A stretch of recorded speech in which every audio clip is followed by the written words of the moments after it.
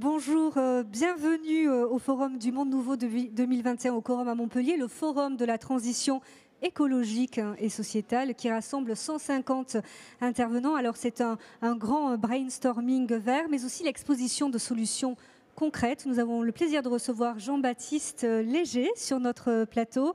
Jean-Baptiste Léger, vous êtes directeur RSE, responsabilité sociale des entreprises et affaires publiques de Lidl France. Bonjour Anne-Sophie. C'est important d'être là aujourd'hui et surtout de vous confronter à d'autres interlocuteurs. Oui, nous sommes très heureux d'être sur ce salon. C'est la première fois qu'on y participe.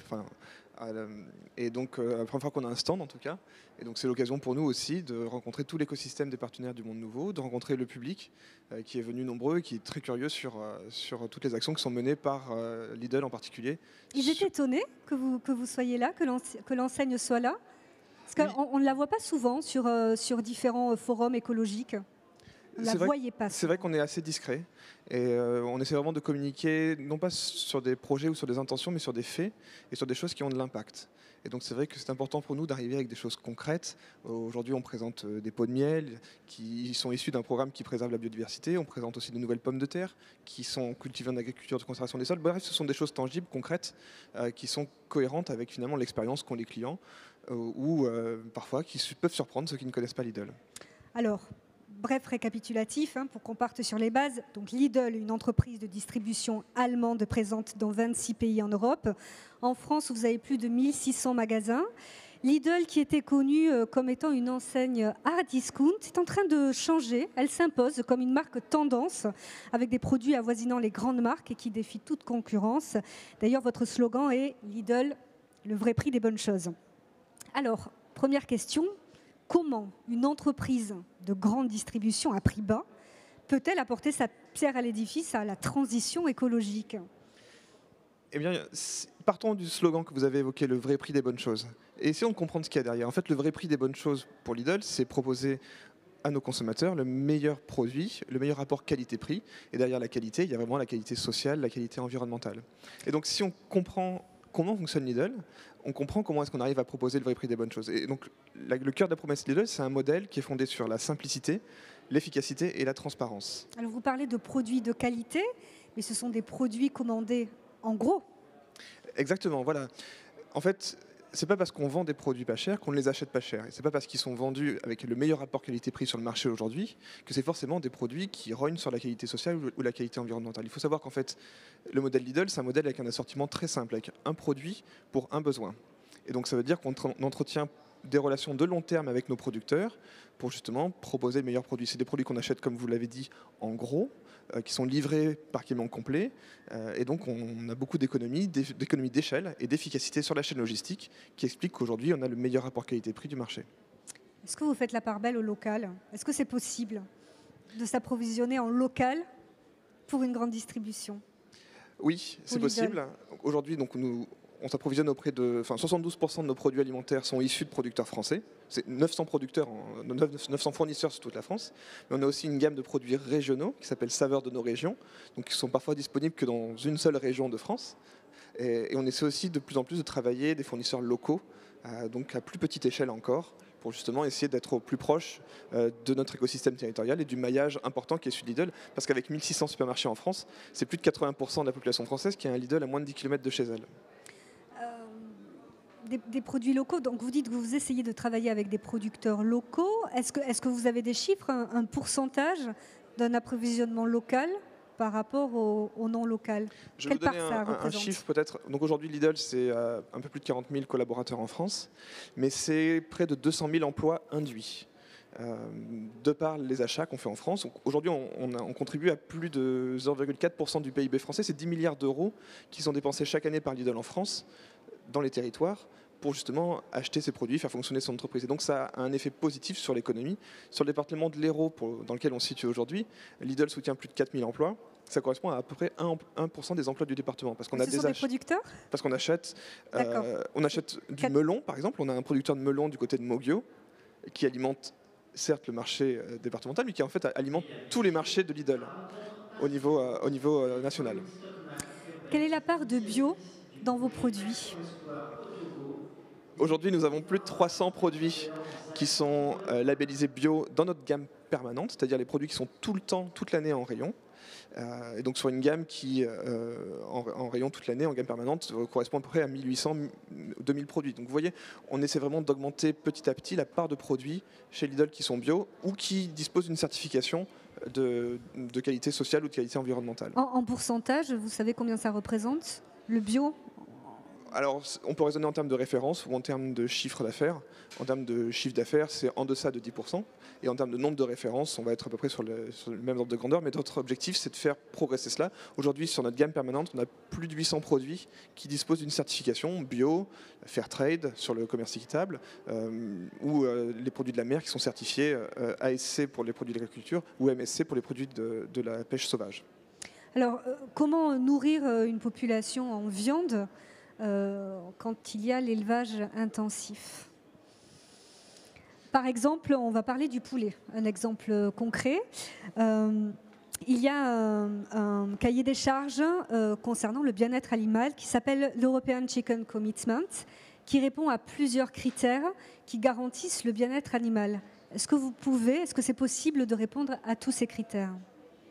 Alors c'est l'ambition de l'entreprise. Donc notre ambition, c'est de faire progresser notre offre et de manière à proposer le meilleur rapport, le vrai prix des bonnes choses. Donc c'est aussi des produits qui sont issus des meilleures pratiques en matière agricole. Sur le poulet, nous, notre manière de travailler, c'est de travailler en concertation avec nos fournisseurs. Donc c'est vrai qu'on est finalement à la confluence entre les attentes de la société en termes d'accessibilité prix, en termes de bien-être animal, et on est aussi en dialogue avec nos fournisseurs pour essayer de comprendre quelles sont leurs contraintes pour progresser vers les attentes de la société. Donc sur cet engagement particulier sur le poulet de chair du European Chicken Commitment, nous on s'est engagé sans équivoque à se mettre en action pour atteindre ces objectifs-là. On a alerté cependant que certains des critères qui étaient demandés étaient très compliqués à atteindre, c'est ce que nous disaient nos fournisseurs. Lesquels? Et que si on voulait les atteindre, il fallait vraiment se mettre tous autour de la table et investir assez lourdement dans les élevages français pour qu'on puisse les mettre au niveau.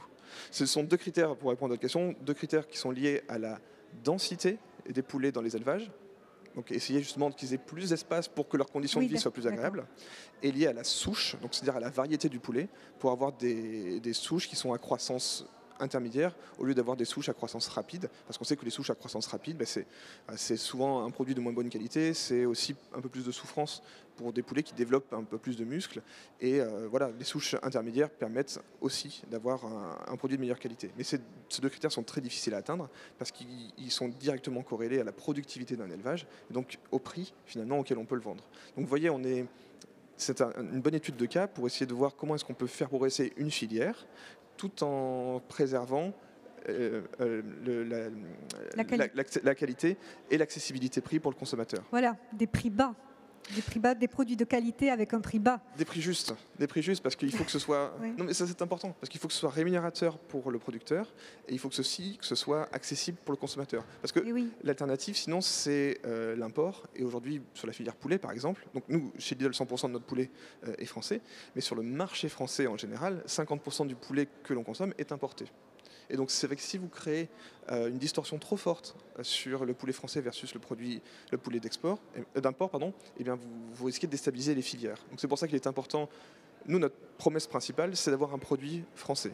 Et pour avoir un produit français, il faut que nos producteurs soient dans une démarche d'accompagnement de long terme. C'est ce qu'on fait sur d'autres filières, par exemple avec des contrats tripartites sur le porc, sur la viande bovine, pour justement leur donner une visibilité économique. Et une fois qu'on a donné cette visibilité économique à nos fournisseurs, on peut traiter des sujets sociétaux, tels que le bien-être animal, tels que le changement climatique, tels que l'alimentation animale aussi, avec la question du soja et de la déforestation importée. Donc un travail auprès des fournisseurs, un travail aussi auprès des consommateurs. Vous disiez par exemple que le bio, ça représentait seulement 10% de votre chiffre d'affaires. Vous pensez que les consommateurs sont prêts à consommer vertueusement? Oui, il y a une demande. Seulement 10% par exemple pour le bio. Oui, mais notre rôle, nous chez Lidl, c'est de proposer un produit pour un besoin et de faire en sorte qu'à chaque fois on propose le meilleur produit. Si vous commencez à trop segmenter votre offre, à proposer un produit bio, un produit conventionnel, un produit sans résidus de pesticides, derrière le consommateur il est un peu perdu, et ensuite l'effet d'échelle sur les filières est un peu moins fort. Alors que si vous avez un produit et que vous faites en sorte que ce produit soit le plus durable possible, derrière ça a un effet d'échelle considérable. Je vais vous donner un exemple. On a un petit peu de bruit sur le forum. Aujourd'hui, Lidl est le deuxième vendeur de fruits et légumes en France, en volume. Et donc, tous les changements qu'on peut faire sur notre filière de fruits et légumes ont un impact considérable en amont sur les filières. Donc, les choix qu'on fait dans nos cahiers des charges, derrière, sont vraiment transformatifs pour la société et pour les producteurs. Donc, il faut les faire de manière concertée avec les producteurs. Mais une fois qu'on y va, on y va à fond et ça a un impact considérable. Quelles autres actions vous menez pour réduire l'empreinte carbone ? Je vais vous donner un exemple dans la continuité de ce que j'ai dit précédemment. Que quand on fait une action, on la fait à fond et ça a un impact considérable. On a changé en 2020 notre packaging sur certains fruits et légumes, notamment les bananes. On est passé d'un emballage qui était un sachet plastique à un emballage qui est devenu un ruban plastique. Alors, ça peut paraître assez anecdotique, mais quand on le fait sur un fruit qui est le plus vendu chez Lidl, quand on enlève quelques grammes de plastique sur un emballage qui est vendu à plusieurs millions d'exemplaires, et bien derrière, c'est plus de 120 000 tonnes de plastique qui ont été retirées du marché. Alors, quand même, tous les sandwichs et les plats transformés, c'est du plastique. Donc oui, c'est vrai. Donc aujourd'hui, on continue à avoir des emballages plastiques et on les met sur le marché. Ça représente à peu près 200 000 tonnes d'équivalent CO2, le packaging plastique que Lidl met sur le marché. Donc c'est quelque chose qui a un impact, il ne faut pas le nier. Et notre rôle, c'est de le minimiser. Donc soit en faisant disparaître cet emballage, lorsque c'est possible, soit en essayant de le rendre recyclable. Donc aujourd'hui, on a un objectif à 2025 d'avoir 100% d'emballage plastique recyclable sur le marché. Et cet emballage, lorsqu'il est mis sur le marché, d'essayer d'avoir le poids le plus faible possible. On a un objectif de réduction de 25% du poids moyen de nos emballages, là aussi à horizon 2025. Et également d'inclure de la matière recyclée lorsque c'est possible. Et c'est justement aussi l'une des responsabilités de distributeurs de mettre en place des systèmes d'économie circulaire pour améliorer, par exemple, la collecte des bouteilles en plastique. Alors, pardon, comment réduire le plastique ? C'est votre objectif, mais comment on peut faire ? C'est un travail de recherche et développement, généralement. Vous devez travailler avec votre fournisseur pour, d'une part, supprimer les plastiques qui ne sont pas recyclables. Donc aujourd'hui, par exemple, on n'a plus de PVC dans nos produits. On est essentiellement sur du polyéthylène, polyéthylène terephthalate, PE, PET, qui sont des plastiques communément recyclés en France. Donc déjà, avoir un emballage recyclable. Ensuite, essayer de l'alléger. Comme je vous l'ai dit, quand vous enlevez 1, 2, 3 grammes sur un emballage, mais que derrière cet emballage est vendu à des millions d'exemplaires, c'est des millions de grammes, donc des tonnes de plastique que vous enlevez du marché. Vous avez fait l'école normale supérieure dans l'environnement. Vous avez étudié à l'université de Washington dans le secteur de l'environnement et vous travaillez dans la grande distribution. Pourquoi avoir voulu travailler dans la grande distribution ? Comment vous êtes arrivé là ? C'est une bonne question et c'est vrai que quand on s'engage dans la RSE, on le fait généralement par conviction. Et on peut se demander, quand on travaille dans le business, dans l'entreprise, est-ce que c'est pas contradictoire ? Pour moi, c'est tout à fait cohérent parce que ma recherche, c'est la recherche de l'impact. Et quand vous avez une enseigne comme Lidl qui accueille 10 millions de Français par semaine, qui est, comme je vous le disais, le deuxième vendeur de fruits et légumes en France, eh bien, dès que vous faites une action, ça a un impact considérable. Et donc, le changement, la transition, il faut des gens qui soient précurseurs, qui montrent qu'un autre horizon est possible. Et il faut des gens comme Lidl qui transforment l'essai, qui montrent qu'en fait, non seulement c'est possible, mais c'est faisable et c'est fait. Et donc voilà, chacun son rôle dans la société. La transition, il faut qu'elle soit faite par différents acteurs. Et donc moi, mon rôle, c'est vraiment de faire en sorte que l'entreprise avance avec des objectifs concrets, tangibles, sur le chemin de la transition écologique et environnementale. Merci Jean-Baptiste Léger d'avoir bien voulu répondre à nos questions. Puis je vous souhaite une bonne continuation sur le forum du Monde Nouveau. Vous allez intervenir dans les jours prochains ? Oui, nous avons une table ronde samedi 2 octobre sur le thème de l'économie circulaire. Et nous interviendrons aussi sur les métiers de demain pour présenter finalement les métiers de la RSE au grand public. Merci.